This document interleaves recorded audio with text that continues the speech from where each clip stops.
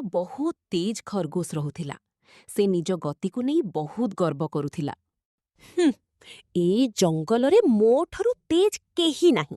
ମୁଁ ପବନଠାରୁ ମଧ୍ୟ ତେଜ ଦୌଡ଼ି ପାରିବି। ଆରେ କଛୁଆ ଭାଇ, ତୁମେ ଚାଲୁଛ କି ରେଙ୍ଗୁଛ? ତୁମକୁ ଦେଖି ଘୋଙ୍ଗା ମଧ୍ୟ ଆଗକୁ ଯିବ। ଧୀରେ ଚାଲିବା ଖରାପ ନୁହେଁ ବନ୍ଧୁ।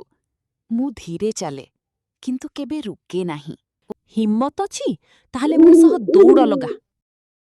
ଠିକ୍ ଅଛି, ଦୌଡ଼ ହେଉ।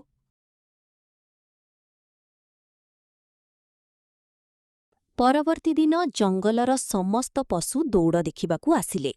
ବାନର ଦୌଡ଼ ଆରମ୍ଭ କରିବାକୁ ସଂକେତ ଦେଲା।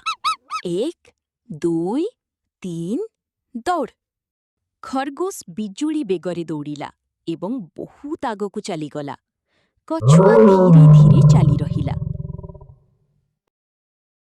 କଛୁଆ ତ ଅନେକ ପଛରେ ଅଛି। ମୁଁ କିଛି ସମୟ ଆରାମ କରିନେଉଛି।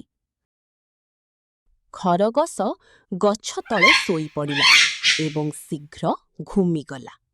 କିଛି ସମୟ ଘୁମି ନେଉଛି, ତଥାପି ଜିତିବି ମୁଁ ହିଁ। ଏପଟେ କଛୁଆ ରୁକିବା ଛାଡ଼ି ଆଗକୁ ବଢ଼ୁଥିଲା। ଧୀରେ ଚାଲ, କିନ୍ତୁ ଚାଲି ଚାଲ। ଯେତେବେଳେ ଖରଗୋଶର ଘୁମ ଭାଙ୍ଗିଲା, ସେତେବେଳେ ବହୁତ ଡେରି ହୋଇଯାଇଥିଲା।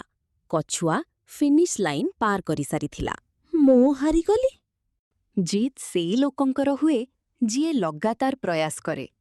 ଜିତ୍ ସେଇ ଲୋକଙ୍କର ହୁଏ ଯିଏ ଲଗାତାର ପ୍ରୟାସ କରେ।